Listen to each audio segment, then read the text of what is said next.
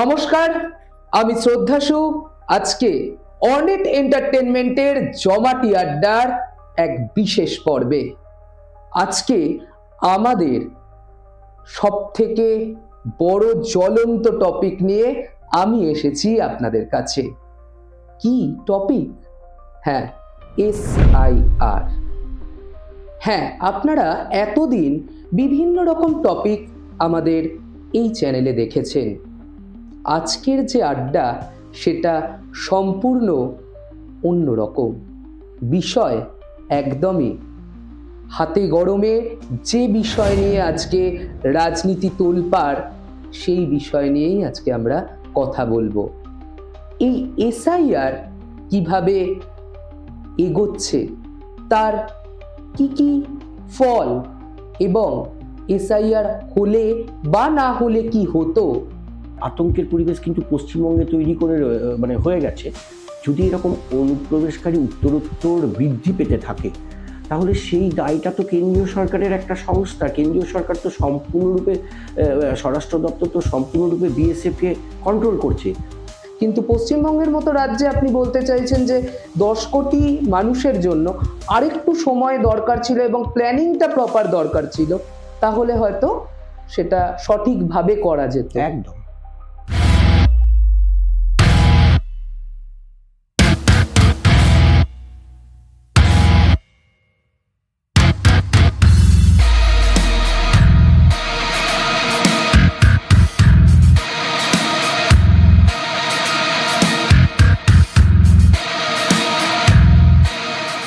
আমাদের স্টুডিওয় উপস্থিত রয়েছেন বিশিষ্ট শিক্ষাবিদ শ্রী শুভেন্দু গড়াই স্যার। নমস্কার স্যার। নমস্কার।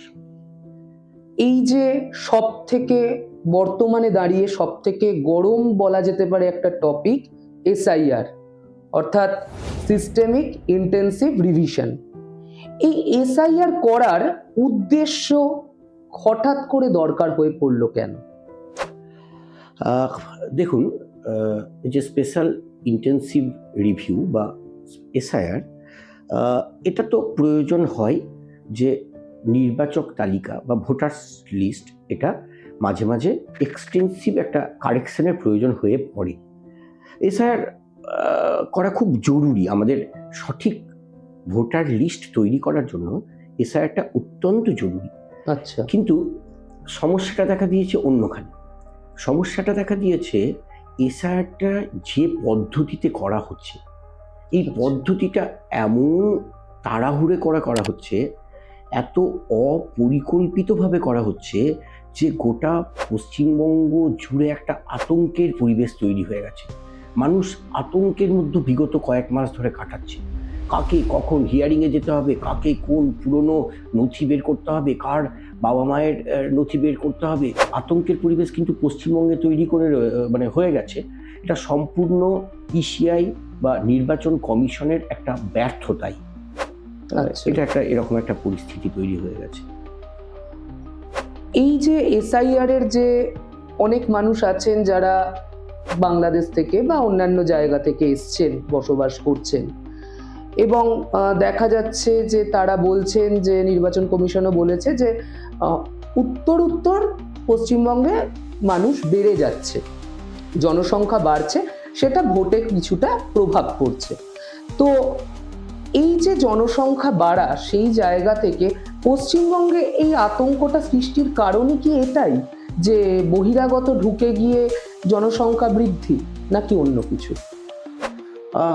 দেখুন, এই ব্যাপারে আমাকে একটা সর্বপ্রথমে যেটা বলতে হয় যে দেশের বর্ডার যারা নিরাপদ রাখে সেটা হচ্ছে BSF, একদম, বর্ডার সিকিউরিটি ফোর্স ভারতবর্ষে। তো সেই অনুপ্রবেশকারী যদি দেশে যে কোনো রাজ্যে প্রবেশ করে, তাহলে কিন্তু এটা ব্যর্থতা হচ্ছে বর্ডার সিকিউরিটি ফোর্সেস BSF-এর। এবং এই BSF-কে নিয়ন্ত্রণ করেন আমাদের কেন্দ্রীয় সরকারের স্বরাষ্ট্র দপ্তর। তাহলে যদি অনুপ্রবেশকারী পশ্চিমবঙ্গ বা আসাম বা যে কোনো পাঞ্জাব, যে কোনো রাজ্যেই যদি প্রচুর অংশে, যেটা আপনি বলা হচ্ছে, যদি এরকম অনুপ্রবেশকারী উত্তরোত্তর বৃদ্ধি পেতে থাকে, তাহলে সেই দায়টা তো কেন্দ্রীয় সরকারের একটা সংস্থা, কেন্দ্রীয় সরকার তো সম্পূর্ণরূপে স্বরাষ্ট্র দপ্তর তো সম্পূর্ণরূপে বিএসএফকে কন্ট্রোল করছে, তাহলে সেই রেকটিফিকেশনগুলো করছে না কেন? এই দায়টা তো নিজেদেরই দায় কেন্দ্রীয় সরকারের। সেই কেন্দ্রীয় সরকারই আবার যদি দোষারোপ করে বা বলে আপনি যেরকমভাবে বলছেন যে এত লোক ঢুকে যাচ্ছে, তাহলে দায়টা তো নিজেদের দায়, আর নিজেরাই বলছে ঢুকে যাচ্ছে, তাহলে কে কি করবে? করার তো দায়িত্বটা তো ওনাদেরই নিতে হবে। আর যেটা বললেন পশ্চিমবঙ্গে এরকম একটা আতঙ্কের পরিবেশ কেন তৈরি হয়েছে, এর কারণটা হচ্ছে দেখুন অন্যান্য বিভিন্ন জায়গায় যেরকমভাবে এসআইআর হচ্ছে তাতে প্রত্যেকটা স্টেট ওয়াইজ, প্রত্যেকটা রাজ্য ওয়াইজ কিন্তু আলাদা আলাদা ডকুমেন্টেশন তারা চাইছে। আচ্ছা, তারা আলাদা আলাদা ডকুমেন্টস চাইছে। মানে সদ্য বিহারে এসআইআর হয়ে গেল, তারপর নির্বাচন হলো। ওই এসআইআরের পর যে voter list, rectified voter list যেটা হয়েছিল তার উপরে সেখানে যে নথিগুলো ভোটারদের বৈধ বলে বলা হয়েছিল, যেগুলোকে স্বীকৃতি দেওয়া হয়েছে, পশ্চিমবঙ্গের ক্ষেত্রে সেগুলো কিন্তু আবার হচ্ছে না। তো সমস্যাটা হয়ে গেছে তো এখানে, যে অন্য রাজ্যে যেখানে এসআইআর হচ্ছে সেখানে একরকম নথি দিয়ে ভোটাররা সঠিক ভোটার না সঠিক নয় সেটা বিচার করা হচ্ছে। আবার পশ্চিমবঙ্গের ক্ষেত্রে একটা অন্য রকম দৃষ্টিভঙ্গি নিয়ে নির্বাচন কমিশন কাজ করছে। সমস্যাটা সৃষ্টি করেছে সম্পূর্ণ নির্বাচন কমিশন। এরকম একটা পরিস্থিতির সৃষ্টি করেছে, এই ভয়াবহ পরিস্থিতির সৃষ্টি করেছে। মানুষ আতঙ্কের মধ্যে দিন কাটাতে হচ্ছে, জীবন জীবিকা সব কিছু বিসর্জন দিয়ে, সব কিছু বাদ দিয়ে শুধু এসআইআরের মানে হিয়ারিংয়ের লাইনে দাঁড়াতে হচ্ছে, নথি খুঁজে বেড়াতে হচ্ছে, নিজের অস্তিত্বকে খুঁজে বেড়াতে হচ্ছে। নিজের মাটি এত দিন ধরে যারা বসবাস করছে পশ্চিমবঙ্গে, তারা মানে অবাক হয়ে যাচ্ছে যে হঠাৎ করে এরকম আতঙ্কে ভুগছে যে তারা দেশ থেকে বিতাড়িত হয়ে যাবে। এই পরিস্থিতিটা সম্পূর্ণ নির্বাচন কমিশনের পরিকল্পনার অভাবে, তাড়াহুড়ো করার জন্য এটা হয়েছে। এসআইআরটা দেখুন, এসআইআর খুব জরুরি, এটা নিয়ে কোনো বিতর্ক নেই। কারণ আমাদের যারা সরকার নির্বাচন করবেন সেই সব ভোটাররা, তারা সঠিক ভোটার কি সঠিক ভোটার নয় এটা তো নির্বাচন করতেই হবে একটা নির্দিষ্ট সময়ের পর পর। সে 2 বছর হোক, 5 বছর হোক, 10 বছর পর পর একটা এক্সটেন্সিভ স্টাডি দরকার, একটা মানে বাছাই পর্ব করেই যেতে হয়। তো সেটা জরুরি। কিন্তু আমাদের মানে আমি যেটা ফিল করলাম এবং গোটা বাংলা যেটা ফিল করছে সেটা হচ্ছে যে এটা একটা অনেক দিনের কাজ। এই হঠাৎ করে একটা নোটিফিকেশন বের করে দেওয়া হলো যে কাল থেকে এসআইআর হলো। ওয়ান ফাইন মর্নিং হঠাৎ করে সবার কাছে নোটিশ চলে এলো যে না এসআইআর হবে। এইবার তাড়াহুড়ো করে একটা টাইম ফিক্সড করে দেওয়া যে না 2 মাসের মধ্যে আমি এসআইআর কমপ্লিট করবো। 2 মাসের মধ্যে একটা, আমাদের দেখুন এরকম মাল্টিলিঙ্গুয়াল একটা রাজ্য এবং আমাদের গোটা দেশই যেরকম এত বিভিন্ন ভাষাভাষীর মানুষ, বিভিন্ন সংস্কৃতির মানুষ বসবাস করছে, তাতে এত রাতারাতি একটা ভোটার লিস্টের মতো গুরুত্বপূর্ণ কাজ করা, মানে শেষ করা, এত তাড়াহুড়ো করা, এটা একদম পুরো সম্পূর্ণ বোকামি। এবং সেই পরিকল্পনার অভাবে, যেটা 2 বছর মিনিমাম সময় লাগা উচিত একটা ধীরে ধীরে সিস্টেমেটিক ওয়েতে করার জন্য, সেটা নির্বাচন কমিশন মাত্র 2 মাসের মধ্যে করতে চেয়েছে। এর জন্যই এই একটা প্যান্ডেমিক সিচুয়েশন এরকম তৈরি হয়েছে। আর প্রত্যেকটা রাজ্যে তো জনসংখ্যা সেম নয়, কারণ পশ্চিমবঙ্গে যেমন প্রায় 10 কোটি জনসংখ্যা, ধরুন অন্যান্য রাজ্যে জনসংখ্যা কম, তো সেখানে তো তাও 2 মাস 3 মাসে সম্ভব।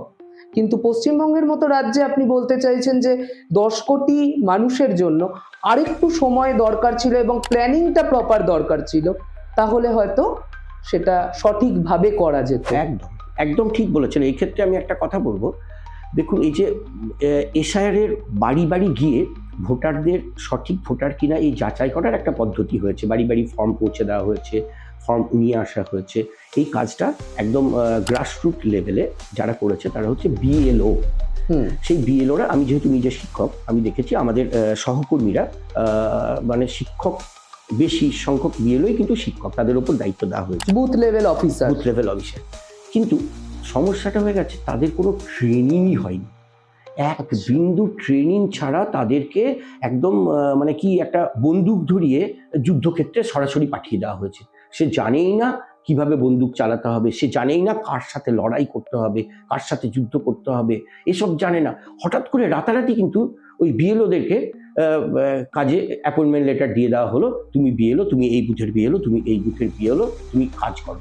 এবার বিএলওরা তো অথই সমুদ্রে পড়ে গেল, অথই জলে পড়ে গেল, তারা তো বুঝতে পারছে না, তাদের সঠিক ট্রেনিং নেই। হ্যাঁ, তো তাদেরকে ফর্ম বাড়ি বাড়ি ডোর টু ডোর গিয়ে বিলি করে মানে ডিস্ট্রিবিউট করতে হয়েছে, সেই ফিল আপ করা দেখিয়ে দিতে হয়েছে, সেটা আবার কালেকশন করতে হয়েছে বাড়ি বাড়ি, সেই ডেটাগুলো আবার এন্ট্রি করতে হয়েছে। এইগুলো যে পরপর করতে হচ্ছে, এতে বিএলওদের উপর একটা ট্রিমেন্ডাস প্রেসার এসেছে। তাতে আপনি মানে বলতে খুব খারাপ লাগছে, এই নির্বাচন কমিশনের জন্য এতজন বিএলওকে আমাদের হারাতে হলো, অনেকে আত্মহত্যা করলো এবং রিটার্ন দিয়েছে। আত্মহত্যা করার তো এমনি অনেক সময় হয়, এতে পরিষ্কার লিখে গেছে যে এই প্রেসারটা, এই কাজের চাপটা আমরা নিতে পারছি না, ওই জন্য আত্মহত্যা করলাম। আপনারা দেখতে পাচ্ছেন মিডিয়ায় প্রচুর এটা করা হয়েছে। তো এটাকে আমি আত্মহত্যা ভাবে দেখবো না, আমার মনে হচ্ছে এটা ইসিআই এই বিএলওদেরকে হত্যা করলো। এটা একটা মানে রাষ্ট্রীয় সংস্থা, কিছু আমার সহকর্মী বলে আমার ব্যথাটা আমি বুঝতে পারছি আরো বেশি করে, সেই সহকর্মীদেরকে মানে পুরো হত্যা করে দিল। বিএলওরা তো বেশ কয়েকজন তো মারা গেলেনি, তার সাথে সাথে বয়স্ক ভোটার অনেকের হার্ট অ্যাটাক হয়ে গেছে, আপনারা দেখেছেন, যে আতঙ্কে, যে আমার পূর্বপুরুষরা আমরা এখানে বসবাস করছি, আমার কাছে সেই নথিটা, নির্দিষ্ট একটা কোনো নথি নেই, সেটা খুঁজে পাচ্ছি না, কি হবে এই আতঙ্কে আমাকে ডিটেনশন ক্যাম্পে যেতে হবে, আমাকে বেরিয়ে যেতে হবে দেশ থেকে, এরকম একটা ভাবনা, আতঙ্কের পরিবেশ তৈরি হয়ে গেছে ইসিআইয়ের জন্য। এটা একটা মানে খুব দুর্ভাগ্যজনক এবং মর্মান্তিক। আচ্ছা স্যার, বাংলার মুখ্যমন্ত্রী উনি অনেকবারই মিডিয়াতে বলেছেন বা বলেনও যে আমি এসআইআর করতে দেব না। এই না দেওয়ার কারণটা কি? মানে এটা যে নির্বাচন কমিশনের যে ব্যর্থতা বা অনেক মানুষের জীবিকা জীবন নির্বাহে সমস্যা হবে, এটা কি উনি আগে থেকে বুঝতে পেরে বলছেন যে না দেব না, নাকি অন্য কোনো কারণ? আচ্ছা, আমি প্রথমেই বলি যে মাননীয় মুখ্যমন্ত্রী এসআইআর করতে দেব না এই কথা কিন্তু বলেননি। উনি যেটা বলতে চেয়েছিলেন যে আমাদের দেশের, আমাদের রাজ্যের একজন বৈধ ভোটারকেও দেশ থেকে বিতাড়িত হতে দেবো না, এই কথাটা কিন্তু বলেছিলেন। এসআইআর হতে দেবো না এটা কিন্তু বলেননি। বৈধ ভোটাররা কেন আমাদের, ধরুন বৈধ ভোটার সব কিছু তাদের 30 বছর 40 বছর 50 বছর ধরে বসবাস করছে, ঠিক আছে, তাদের কাছে কোনো একটা নথি নেই, কোনো একটা কাগজ তারা খুঁজে পাচ্ছে না, তার জন্য তার সব কাজ ছেড়ে দিয়ে সেই কাগজটার পেছনে ছুটে বেড়ানো এবং তাকে হিয়ারিংয়ে যাওয়া, এবং অনেক ক্ষেত্রেই দেখা যাচ্ছে তারা ওই কাগজ সাবমিট করতে পারেনি বলে তাদেরকে হয়তো, এখনও তো ভোটার লিস্ট, ফাইনাল লিস্ট তো 28 তারিখ বেরোবে, তো এইটা বলেছিল যে বৈধ ভোটার যাতে একজনেরও যাতে নাম বাদ না যায়, এটাই কিন্তু সিএম দাবি করেছিলেন। একটু বলি সমস্যাটা, ব্যাপারটা কি হচ্ছে, ব্যাপারটা দেখুন, বর্তমান কেন্দ্রীয় সরকার, আপনারা একটু চোখ কান খোলা রাখলে দেখতে পাবেন, প্রত্যেকটা যে রাষ্ট্রায়ত্ত এজেন্সি রয়েছে তাদেরকে নিজেদের ভোট রাজনীতির সুবিধার্থে, বিরোধীদের চেপে রাখার জন্য, বিরোধীদের চাপ দেওয়ার জন্য, নিজেদের ভোটের সুবিধা করে নেওয়ার জন্য কাজে লাগাচ্ছে। রাষ্ট্রায়ত্ত সংস্থা যেমন আপনি ইডিকে দেখেছেন, সিবিআইকে দেখেছেন, ঠিক সেরকম ইসিআই অর্থাৎ নির্বাচন commission, election commission of India, তাকেও কিন্তু একটা বিশেষ উদ্দেশ্যে বিভিন্ন রাজ্যে বিভিন্ন রকমভাবে কাজে লাগানো হচ্ছে। মানে ব্যাপারটা কি, আপনারা শুনবেন একটু আগে, কিছুদিন আগে একটা হলো যে লজিক্যাল ডিসক্রিপেন্সিস, এই লজিক্যাল ডিসক্রিপেন্সিসটা বিহারে একরকমভাবে লাগু করা হয়েছে, আবার পশ্চিমবাংলায় আরেক রকমভাবে চালু করা হয়েছে। ওরা বলতে চায় যে স্টেট স্পেসিফিক ডিসক্রিপেন্সিস, অর্থাৎ এই রাজ্যে একরকম সমস্যা, অন্য রাজ্যে অন্যরকম সমস্যা। আরে লজিক্যাল ডিসক্রিপেন্সিসে কি হয়েছে, যে আমার নাম গড়াই, কারো নাম চক্রবর্তী, তো সেই নামের স্পেলিংটা কি বিহারে কারো নামের স্পেলিং হয়নি? বিহারে কেন লজিক্যাল ডিসক্রিপেন্সিসের ইস্যুটা ওঠেনি, কেন পশ্চিমবঙ্গে আসছে? সমস্যা অনেক রকম, সমস্যা অনেক গভীরে, এত অপরিকল্পনা, এবং এই ইলেকশন কোম্পানি মানে ইসিআই এক একটা করে টার্গেট এত কম সময়ের মধ্যে হঠাৎ করে এক একটা করে টার্গেট দিয়ে দিচ্ছে। মানে কেন্দ্রীয় সরকারের নির্দিষ্ট কোনো দপ্তর, নির্দিষ্ট কোনো নেতা মন্ত্রী বা বড় কোনো আধিকারিক তারা ইসিআইকে একটা টার্গেট দিয়ে দিয়েছে যে এত সংখ্যক মানুষকে পশ্চিমবঙ্গের ভোটার লিস্ট থেকে বাদ দিতে হবে। এবার কিভাবে বাদ দেবে সেটা তোমরা বুঝে নাও। এরকম একটা টার্গেট ওরিয়েন্টেড কাজ হচ্ছে, এটা সঠিক ভোটার লিস্টকে ত্রুটিমুক্ত করার কাজ নয়। যেটা হওয়া উচিত ছিল, যারা মানে ডেড পার্সন, সেই ডেড ভোটারদের নাম বাদ দেওয়া। যেটা হওয়া উচিত ছিল, যাদের দু জায়গায় নাম আছে ভোটার লিস্টে, সেই ডাবল এন্ট্রি যাদের ছিল তাদের নাম বাদ দেওয়া, একটা জায়গা থেকে বাদ দেওয়া। যেটা হওয়া উচিত ছিল, যাদের স্পেলিং মিস্টেক্স বা অনেক কিছু ব্যাপার আছে সেগুলোকে ঠিক করা। তো সেই জায়গায় একটা টার্গেট দিয়ে দেওয়া হয়েছে ইসিআইকে যে এত লক্ষ মানুষকে বাদ দিতে হবে, তাহলে আমাদের কেন্দ্রীয় সরকারের যে দল দ্বারা পরিচালিত হচ্ছে সেই দলের সুবিধা হবে। তো এরকমভাবে পক্ষপাত দুষ্টভাবে যদি কাজ করা হয়, তাহলে পরিস্থিতি যেরকম হওয়ার কথা সেরকম হচ্ছে। মানুষ সেরকমভাবে ভুগছে, সাফার করছে, মানুষ ফুঁসছে রাগে। গোটা পশ্চিমবঙ্গ মানে ফুঁসছে, শিক্ষিত সম্প্রদায় থেকে আরম্ভ করে প্রত্যেকে। আমরা গ্রাসরুট লেভেলে থাকি, আমি একজন সামাজিক কর্মী, রাজনৈতিক কর্মী, সেই হিসাবে আমি দেখতে পাচ্ছি যে মানুষ এসআইআরের আতঙ্কে এতটাই মানে ব্যতিব্যস্ত যে জীবন জীবিকা সব কিছু বাদ দিয়ে তাদের মাথায় শুধু ঘুরপাক কাটছে যে আমি কিভাবে থাকবো, আমি কিভাবে প্রমাণ করবো যে না আমি সঠিক নাগরিক। এখানে প্রবলেমটা হয়ে গেছে যে এই এসআইআরের সাথে এমনভাবে প্রেজেন্ট করা হচ্ছে এসআইআরকে, এর সাথে জুড়ে দেওয়া হয়েছে সিএএ, এর সাথে জুড়ে দেওয়া হয়েছে এনআরসি। এগুলো তো ডিফারেন্ট ব্যাপার। একটা নাগরিকত্ব অন্য জিনিস, আর একটা ভোটার লিস্ট, ভোটাধিকার, এটা একটা অন্য জিনিস। এরা কিচ্ছু ইসিআই মানে পশ্চিমবাংলার ক্ষেত্রে দেখছি যারা সরকারি সুবিধাগুলো পাচ্ছে বিভিন্ন প্রকল্পে, তারা নাগরিক বলেই তো সুবিধা পাচ্ছে। সেই নাগরিককে যে সুবিধা পাচ্ছে, সেই যে কাগজটা, যে নথিটা রয়েছে, সেই নথিকেও তারা অ্যাকসেপ্ট করছে না। তো এমন একটা পরিস্থিতির মধ্যে দিয়ে যাচ্ছে, মানে হতাশাজনক সত্যি। তার মানে আপনি যেটা বলছেন, বাংলার মুখ্যমন্ত্রী একরকমভাবে চেয়েছিলেন, হয়তো হয়ে গেছে বিষয়টা একরকম, এবং বিরোধীরা প্রচার করেছে একরকম। আপনি যেটা বলছেন, মানে আমি একটু অন্যরকমভাবে বলছি। দেখুন, বাংলার মুখ্যমন্ত্রী মাননীয়া চেয়েছিলেন যে সঠিক কাজটা যাতে হয়, যাতে ভোটার তালিকার সংশোধনের যে কাজটা সেটা যাতে সঠিকভাবে হয় এবং ঠিক পদ্ধতিতে হয়। এবং এই যে তিনি যেটা চাইছিলেন মাননীয় মুখ্যমন্ত্রী, যে বৈধ ভোটারের নাম যাতে বাদ না যায়। কিন্তু ইলেকশন কমিশন অফ ইন্ডিয়া মানে দেখুন, এরা যে কাজগুলো বুথ লেভেল এজেন্ট অফিসাররা করছে, বিএলও, এবং তারপর রয়েছে এইআরও, সেই এইআরওরা তদারকি করছেন। তো এইআরওদের ওপর কোনো ক্ষমতা নির্বাচন কমিশন সেরকমভাবে দেয়নি। কি করেছে, মাইক্রো অবজারভার নিয়ে চলে এসেছে। মানে যে মাইক্রো অবজারভাররা জানেই না যে বাংলার ডায়ালেক্ট, যারা জানে না চক্রবর্তী আর চ্যাটার্জি একই, যারা জানে না মুখোপাধ্যায় আর মুখার্জি একই, এরকম অন্য হিন্দি বলয়ের বিভিন্ন ইউপি, বিহার, বিভিন্ন জায়গা থেকে এরকম মাইক্রো অবজারভারদেরকে নিয়ে, এ বাবা এ তো চক্রবর্তী, আর এখানে দেখছি চ্যাটার্জি, কেটে দাও না, কেটে দিচ্ছে, হিয়ারিংয়ে ডাকো, নথি আনতে বলো।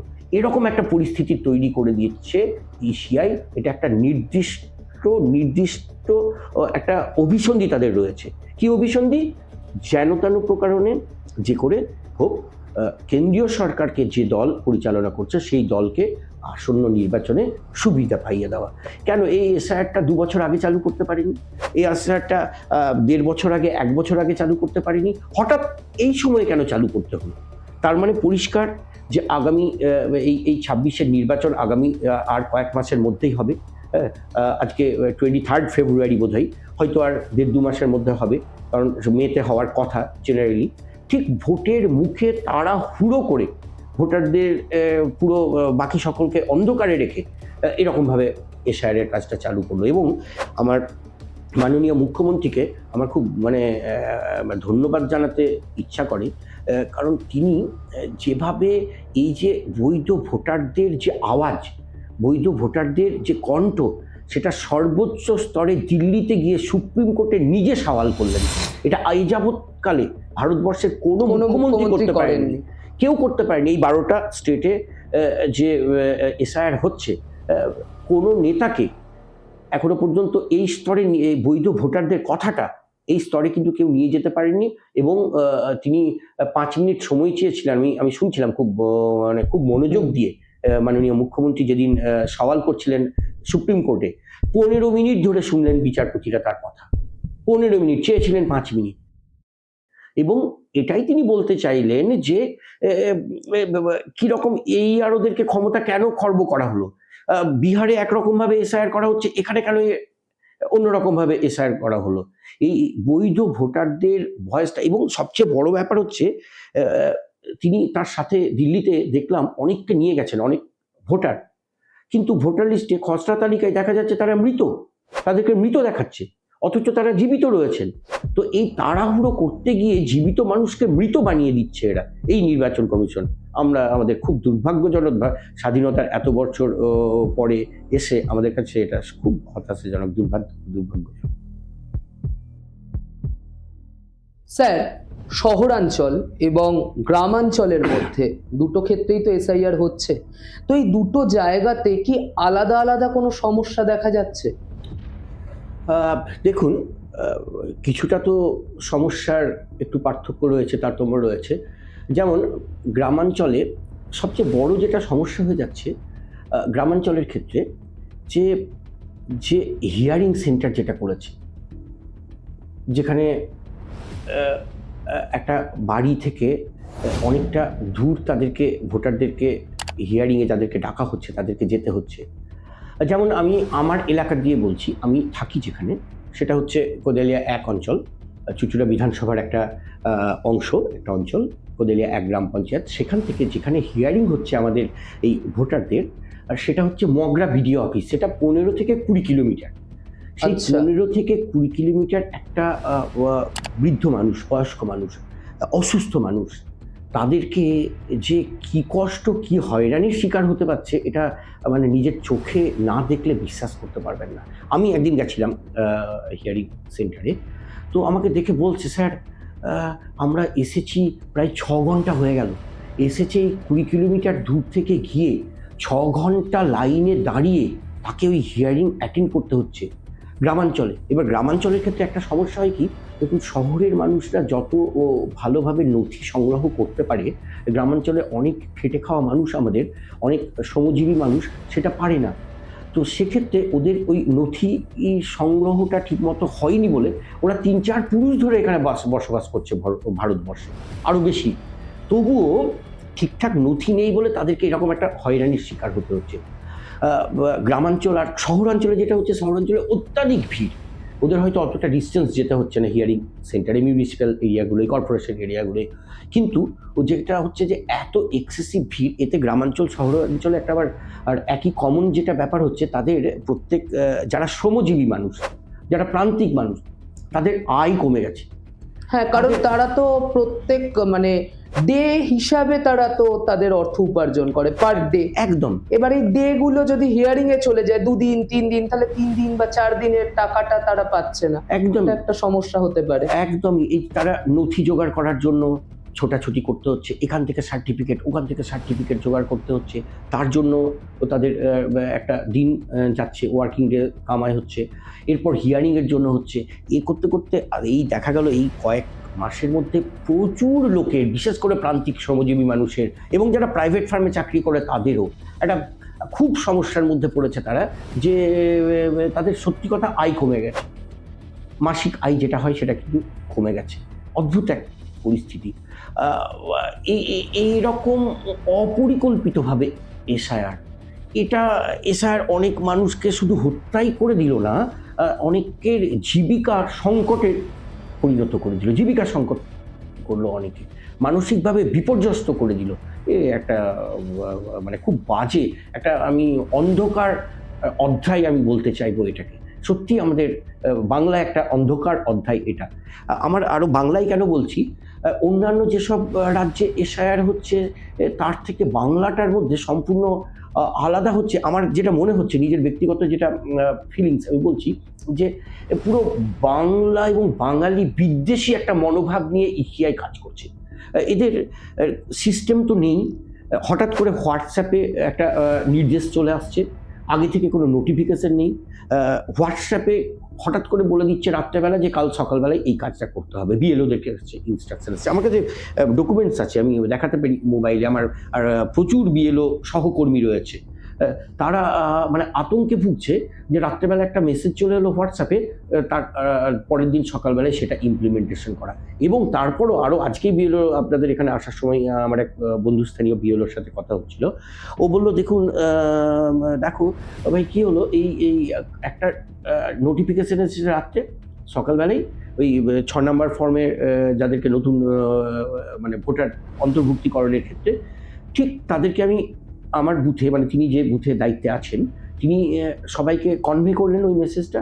ঠিক তার পরের দিন 12টার সময় বলছে যে না, ওই আগের নোটিফিকেশনটা ক্যান্সেল। এরকম একটা পরিস্থিতি। এরকমভাবে কি কখনো এসআইআর সুষ্ঠুভাবে সম্পন্ন করা যায়? এরকমভাবে কি একটা সঠিক নির্বাচকদের তালিকা প্রকাশ করা যায়? একটা পুরো অপরিকল্পিত, একটা খুব বাজে হচ্ছে। স্যার, আমাদের পশ্চিমবঙ্গে তো অনেকগুলি বিরোধী রাজনৈতিক দল রয়েছে, তারা এর কোনো প্রতিবাদ করছে না, বা দেখা যাচ্ছে যে করছে নাই আর কি। তো এবং তারা বলছে যে না, এসআইআর হচ্ছে, ঠিক আছে। তো এই প্রতিবাদ না করার বা কারণ কি? আরেকটি বিষয়ে যদি আমি বলি, সেটা হচ্ছে এই যে বিরোধী দল থেকে আমাদের যারা বর্তমান শাসক দল, সেখানেও বেশ কিছু মানুষ জয়েন করছেন এই ভোটের সময় বা এই সামনেই নির্বাচন, এই সময়, এটারই বা কারণ কি? দেখুন, বিরোধীরা অভিযোগ করছে না তার মানে তাদের অন্য কোনো অভিসন্ধি আছে।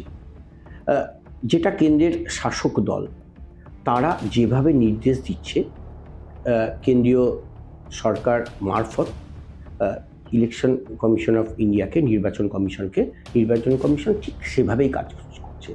হোয়াটসঅ্যাপে নির্বাচন কমিশনের কাছে কিছু নোটিশ যাচ্ছে, নির্বাচন কমিশন সেটা কিন্তু ইমপ্লিমেন্ট করে দিচ্ছে সাথে সাথে, ওরাও হোয়াটসঅ্যাপের মাধ্যমে। এবার দেখুন, বৈধ ভোটারদের পাশে, সত্যি কথা, আপনি একটা ঠিক কথা বললেন, কোনো বিরোধী দল কিন্তু দাঁড়াচ্ছে না। এটা একটা খুব দুর্ভাগ্যজনক, খুব লজ্জাজনক পরিস্থিতি। যারা বৈধ ভোটার, যাদের সমস্ত নথিপত্র আছে, যাদের ভারতবর্ষে যাদের পূর্বপুরুষরাও এখানে থেকে গেছেন, এখনও বংশ পরম্পরায় বসবাস করছে, সেই সব বৈধ ভোটারদের পাশে বিরোধীরা দাঁড়াচ্ছে না। এটা তো একটা দুর্ভাগ্যজনক ব্যাপার। একমাত্র মাননীয় মুখ্যমন্ত্রী এই বৈধ ভোটারদের এই দাবিটা সর্বোচ্চ স্তরে পৌঁছে দিয়েছেন। আরেকটা ব্যাপার দেখলাম, এই বিরোধী দল যেটা ভেবেছিল নির্বাচন কমিশনকে দিয়ে যেগুলো করাবে, সেরকম করাতে গিয়ে এমন একটা পরিস্থিতির মধ্যে দিয়ে এই মুহূর্তে তারা চলে এসেছে। এই কয়েকদিন আগে আপনারা দেখবেন এক বিরোধী, স্বনামধন্য এক বিরোধী দলের পশ্চিমবঙ্গের নেতা, তিনি বললেন যে না, এসআইআর এরকমভাবে করাটা ঠিক হয়নি, এরকমভাবে মানুষকে হ্যারাস করাটা ঠিক হয়নি। কারণ তারা নিজেরা খুব অস্বস্তিজনক পরিস্থিতির মধ্যে রয়েছে, তারা নিজেরা আতঙ্কের মধ্যে রয়েছে। আমরা পাবলিককে ফেস করব কি করে? আমরা তো সামনে ভোট, সামনে নির্বাচন, সেই নির্বাচনে যদি আমি পাড়ায় যাই, লোকের বাড়িতে যাই, প্রচার করতে যাই, তাহলে তারা আমাদের সাথে কীরকম আচরণ করবে, সেই ভয়ে এখন কিন্তু এই, আমি নামটা বলছি না এখানে, কিন্তু এই বিরোধী দলের একটা গুরুত্বপূর্ণ নেতা বললেন না, এসআইআর করা ঠিক হয়নি। আরেকটা যেটা আপনি বলছিলেন যে বিরোধী দল থেকে কোনো গুরুত্বপূর্ণ নেতা এই বর্তমান পশ্চিমবঙ্গ সরকারের যে দল চালাচ্ছে তাতে যোগদান করলেন, এবং যোগদান করে তিনি তো এই কথাগুলোই বলছেন যে সত্যি কথা তো, বৈধ ভোটারদের পাশে কেউ নেই। এটা তো একটা নির্দিষ্ট রাজনৈতিক উদ্দেশ্য নিয়ে নির্বাচন কমিশনকে দিয়ে এরকমভাবে এসআইআরটা করা হচ্ছে। এটা তো একদম সমর্থনযোগ্য নয়, এবং তার তীব্র প্রতিবাদ হচ্ছে, এবং জনগণ ক্ষোভে ফুঁসছে। এই বিরোধী নেতাদেরকে ভোটের সময়ে বাড়ির দরজায় পেলে তারা যে কি করবে, এটা মানে তার আতঙ্কে রয়েছে। আমি একটা উদাহরণ দিচ্ছি, আমি জানি বলে। এই সামনে কিছুদিনের মধ্যেই কিন্তু এই ফাইনাল ভোটার লিস্টটা পাবলিশ করার পরিকল্পনা রয়েছে, এবং মানে খুব দুর্ভাগ্যজনক এটা যে ভাবতে অবাক লাগছে যে এত কোটি কোটি টাকা দিয়ে ইলেকশন কমিশন অফ ইন্ডিয়া নামক একটা সংস্থাকে ভারত সরকার চালাচ্ছে, সেই সংস্থা এসআইআর কাজ এত দিন ধরে এত লোকজন নিয়ে করেও সঠিকভাবে করতে পারছে না বলে এখন কোর্টের তদারকিতেই কাজটা শেষ করতে হচ্ছে। কোর্টের তদারকিতে কেন করতে হবে তাহলে? এই সংস্থাকে রাখার যৌক্তিকতাটা কোথায়? এই সংস্থা তো সম্পূর্ণ পক্ষপাতদুষ্ট, তাই তো কোর্টের তদারকিতে এই শেষ মুহূর্তের কাজটা করতে বাধ্য হচ্ছে ইলেকশন কমিশন অফ ইন্ডিয়া। এটা তো মানে খুবই দুর্ভাগ্যজনক ব্যাপার। আচ্ছা, কিন্তু এই যে ভোটের আগে যেটা আমি প্রশ্নটা করলাম, যে জয়েন করা, যে আমি শাসক শিবিরে জয়েন করছি, এটার কারণ কি কোনোভাবে এসআইআর এর একটা যে বিরোধীরা যে এসআইআর এর পক্ষে বা বিপক্ষে যে কথাটা বলছেন সেটা মানুষের ক্ষেত্রে সম্মত হচ্ছে না, সেই কারণে কি পালিয়ে আসা? একদম আমি এটাই বলতে চাইছিলাম যে এই এসআইআর এর মাধ্যমে নির্বাচন কমিশন এবং কেন্দ্রীয় সরকার বাঙালির অস্মিতাতে আঘাত করেছে। বাঙালির অস্মিতাকে আঘাত করার জন্য বিরোধী দলের নেতারা নিজেদের স্ট্যান্ড ঠিক করতে পারছে না। একসময় কোনো এক নেতা এসআইআর এর পক্ষে বলছে, কোনো এক নেতা এসআইআর এর বিপক্ষে বলছে, বৈধ ভোটারদের পাশে ঠিকমতো দাঁড়াতে পারছে না, কারণ কেন্দ্রীয় সরকার একরকম নীতি নির্ধারণ করছে, ওপর থেকে ইনস্ট্রাকশন আসছে একরকম, আর রাজ্য নেতারা পুরো দিশেহারা। এবার নির্বাচনে এই বাঙালি সত্তাটার উপরে যেভাবে আঘাত করেছে নির্বাচন কমিশন, তাতে আমার মনে হয় এই যে সমস্ত সকল বিরোধী দল যাদের অস্তিত্বই খুব নগণ্য এখন পশ্চিমবঙ্গে, সেই বাঙালিরা এই বিরোধী দলদেরকে কিন্তু একদম সপাটে জবাব দেবে তাদের। তার মানে আপনি বলতে চাইছেন যে বাঙালির হৃদয়ে কোথাও গিয়ে আঘাত হয়েছে এবং সেই কারণে বাঙালির যে বাঙালিয়ানা সেটা ক্ষুণ্ণ হয়েছে কোথাও গিয়ে। একদম। আমরা তো বিগত বেশ কয়েক মাস ধরে দেখছি, মানে ভাবতে অবাক লাগে যে আমাদের সাংবিধানিক যে অধিকার, সেই অধিকারটা বিভিন্ন রকমভাবে খর্ব করা হচ্ছে, বিশেষ করে বাঙালিদের ক্ষেত্রে। বিভিন্ন রাজ্যে বাঙালিদের ওপর অত্যাচার হচ্ছে। বাংলা ভাষায় কথা বললেই তাদেরকে বলে দেওয়া হচ্ছে, দাগিয়ে দেওয়া হচ্ছে যে না তুমি বাংলা ভাষা বা বাংলাদেশি। তো এরকম একটা পরিস্থিতির মধ্যে বাংলার এশার নিয়ে এসে বিরোধীদের অবস্থা এতটাই শোচনীয়, জনগণ বাঙালিরা এর বদলা নেবেই, এবং এটা নেবে গণতান্ত্রিক উপায়ে। আমার বিশ্বাস গণতান্ত্রিক উপায়ে সামনে যে নির্বাচন, সেই নির্বাচনেই সমগ্র বাঙালি জাতি দেখিয়ে দেবে এই বাঙালিদের বিরোধী করলে, বাঙালিদের অস্মিতায় আঘাত করলে, বাঙালিদের অহংকারে আঘাত করলে কি ফল হয়, সেটা কিন্তু নির্বাচন কমিশন আগামী দিনে অবশ্যই বুঝবে। আচ্ছা, এক্ষেত্রে একটা প্রশ্ন মাথায় এলো, সেটা হচ্ছে যারা বিএলও বা বুথ লেভেল অফিসার, তারা তো তাদের যে কর্ম, সেই কর্ম ছাড়াও এই কাজটি করছে, এবং তাদেরকে যেটুকুনি আমি দেখেছি খুব স্বল্প জানার মধ্যে, যে বার্ষিক একটা টাকা, খুব যদি ভুল না করি হয়তো 12,000 টাকা এরকম একটা অ্যামাউন্ট তাদেরকে দেওয়া হচ্ছে, কিন্তু তারা যে কাজটা করছে সেটা অনেকটা মানে লেবার দিতে হচ্ছে তাদেরকে, অনেক সময় দিতে হচ্ছে তাদেরকে। তাদের যে সত্তা as a teacher, as a শিক্ষক, যে সত্তা ছাত্রছাত্রীদেরকে পড়াবো, তার জন্য নিজের প্রিপারেশন নেব, সেই জায়গাটা পুরো বন্ধ। এটাতে কি শিক্ষাক্ষেত্রেও প্রভাব পড়ছে অনেকটা বেশি? একদম, মানে চরমভাবে ছাত্রছাত্রীরা সাফার করছে। এর কারণও কিন্তু সেই একই, পরিকল্পনার অভাব, নির্বাচন কমিশনের পরিকল্পনার অভাব। বিএলওদেরকে সঠিক সময় যথেষ্ট পরিমাণের একটা কাজ করার জন্য, এটা তো একটা মানে বিরাট কাজ, একটা বিরাট কর্মযজ্ঞ। সেই কর্মযজ্ঞটাকে সম্পাদন করার জন্য যে সময়টা লাগা উচিত, সেই সময়টা তো তাকে দিতে হবে। হঠাৎ যদি আমাকে 2 মাসের খাবারটা বলা হয় যে আজকে খেয়ে নাও, তুমি আজকে খেয়ে গোটা খাবারটা 2 মাসের আমাকে খাইয়ে দেওয়ার চেষ্টা করা হয়, তাহলে একটা মানুষের কীরকম হবে? ঠিক এক্ষেত্রেও তাই হচ্ছে। যেটা 2 বছরের কাজ, সেটা ইসে আগে ঘোষণা করে দিল যে 2 মাসের মধ্যে কমপ্লিট করব। তাতে ল্যাজে গোবরে হয়ে গেছে, জনগণের মধ্যে জনগণকে সাফার করতে হচ্ছে এর জন্য। এটা বিএলওদের কথাটা বলছি, বিএলও অধিকার রক্ষা কমিটি দারুণভাবে লড়াই করে চলেছে। মানে বিএলওদের যে কি দুর্দশা, আমার বন্ধু বান্ধব রয়েছে বলে আমি মানে বুঝতে পারছি তাদের। তারা আমার একদম জানা, মানে আমি নাম করেও বলতে পারি, অ্যাটলিস্ট 7 থেকে 8 জন আমার অঞ্চলে তারা অসুস্থ, তার মধ্যে দু একজনের স্ট্রেন বসেছে, মানে কি ভয়ঙ্কর অবস্থা, তারা ঠিকমতো খেতে পারছে না। তাদেরকে প্রথম কথা হচ্ছে তাদের কোনো প্রশিক্ষণ দেওয়া হয়নি। দ্বিতীয় কথা হচ্ছে নির্দেশগুলো হোয়াটসঅ্যাপ মাধ্যমে একরকম নির্দেশ এখন আসছে, আবার ঠিক পরের বেলায় অন্যরকম নির্দেশ আসছে। জনগণকে ওরা একরকমভাবে বলছে নিজের নিজের যে বুথে দায়িত্বে রয়েছে, আবার ঠিক সেই নির্দেশিকাটা চেঞ্জ হয়ে যাচ্ছে অন্য ক্ষেত্রে। নির্বাচন কমিশন নোটিফিকেশনে একরকম করছে, মিডিয়াতে প্রচার করছে আবার একরকম, আবার বিএলওদের কাছে ইনস্ট্রাকশন আসছে অন্যরকম। আমাকে বললো যে এই সমস্যাগুলো আমরা ফিল করছি এবং অনেকে অসুস্থ হয়ে পড়েছে, মানে খুব খুব শোচনীয় পরিস্থিতির মধ্যে দিয়ে বিএলওদেরকে যেতে হচ্ছে। অমানসিক অত্যাচার, সম্পূর্ণ নির্বাচন তার সাথে তো যে অর্থ, সেটাও তো অনেক কম। অর্থটা তো কম, অর্থ কম। সবচেয়ে বড় ব্যাপার হচ্ছে যে ওদের সবাই ডেটা এন্ট্রি ঠিকমতো করতে অতটা অভ্যস্ত নয়। সব যেগুলো এক্সপার্ট দিয়ে করানোর কাজ, সেই সব কাজগুলো বিএলওদেরকে করতে হচ্ছে।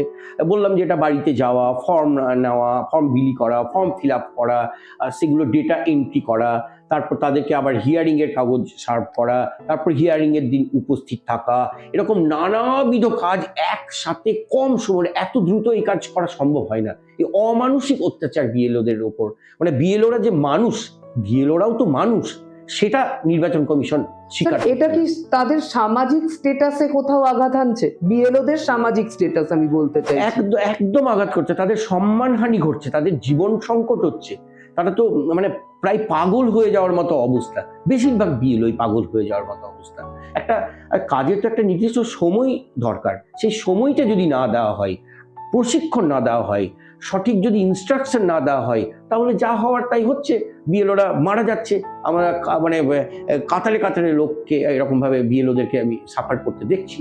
বিএলও অধিকার রক্ষা কমিটি রেগুলার টানা মানে পশ্চিমবঙ্গে যে নির্বাচন কমিশনের সদর দপ্তর রয়েছে, টানা প্রায় 90 দিন ধরে তারা এখনো অবধি তারা অনশন মানে ধর্ণা চালাচ্ছে, কিন্তু নির্বাচন কমিশন শুনছে না, কিচ্ছু শুনছে না। যেটা হোয়াটসঅ্যাপে নির্দিষ্ট কেন্দ্রীয় সরকার যে দল চালাচ্ছে তারা যে নির্দেশ দিচ্ছে, সেই নির্দেশটাকেই শুধু ফলো করছে তারা। বিএলওদের কান্না শুনছে না, একমাত্র শুনছেন মাননীয় মুখ্যমন্ত্রী, এবং তিনি তার সর্বোচ্চ চেষ্টা করে চলেছেন যেভাবে গোটা দেশে এর বিরুদ্ধে আওয়াজ তোলা যায়, বৈধ ভোটারদেরকে কেন হ্যারাস করা হচ্ছে এর বিরুদ্ধে।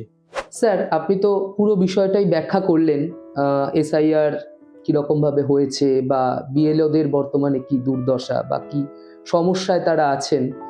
তো আগামী দিনেও তো এসআইআর হবে, হয়তো 5 বছর বা 10 বছর বাদে। তখন কি পরিকল্পনা আনা প্রয়োজন, বা এই যে এসআইআর এর একটা মানুষের কাছে যে একটা স্বচ্ছ ধারণা, সেটা কিভাবে আনা সম্ভব? আচ্ছা দেখুন, এটা একটা খুব ভালো প্রশ্ন করলেন আপনি।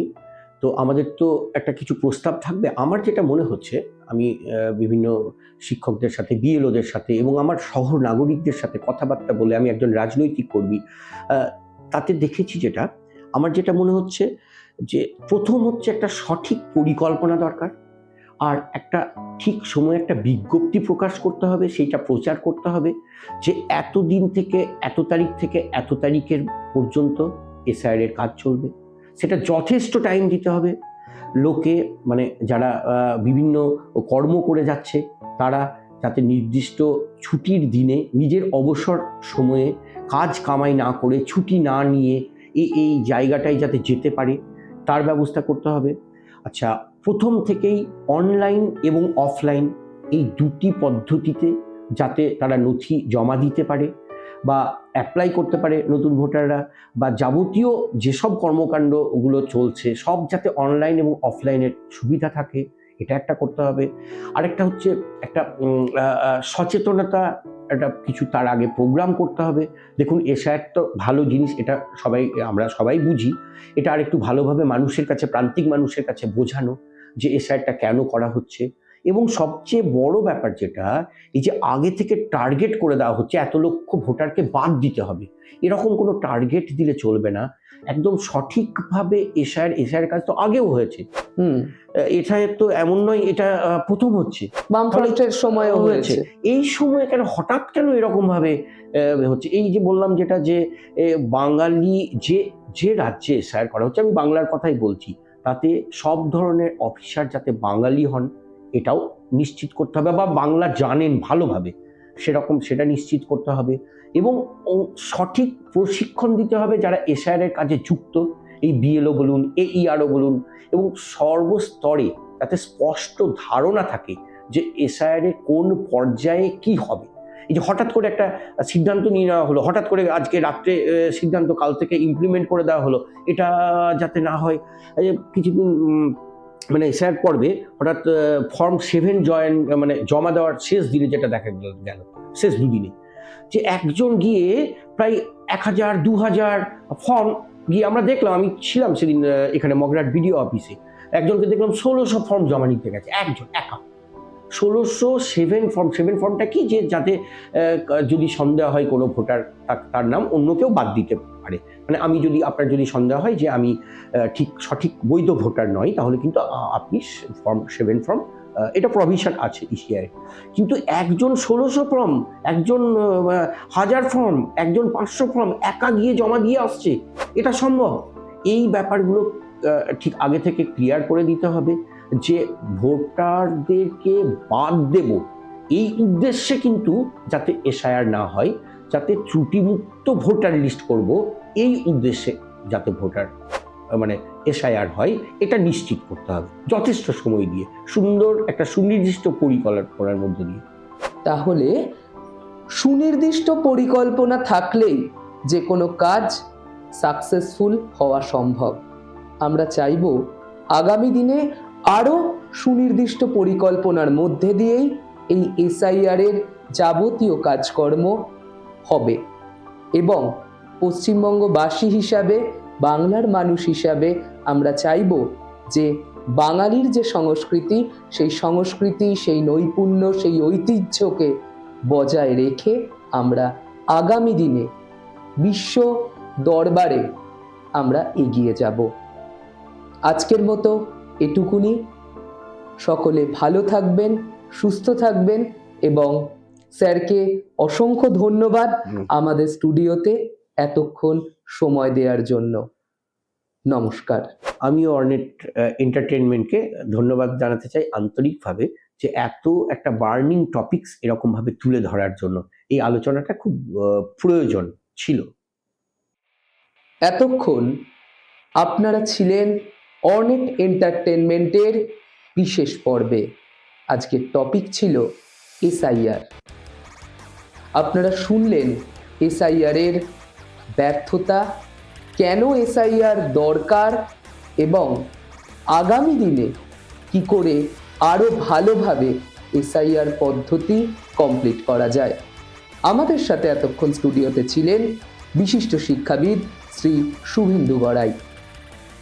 আপনারা এরকম ভিডিও আরও দেখতে আমাদের অর্নেট এন্টারটেনমেন্টের জমাটি আড্ডা চ্যানেলটি সাবস্ক্রাইব করুন, এবং বেল আইকন প্রেস করতে কিন্তু একদম ভুলবেন না।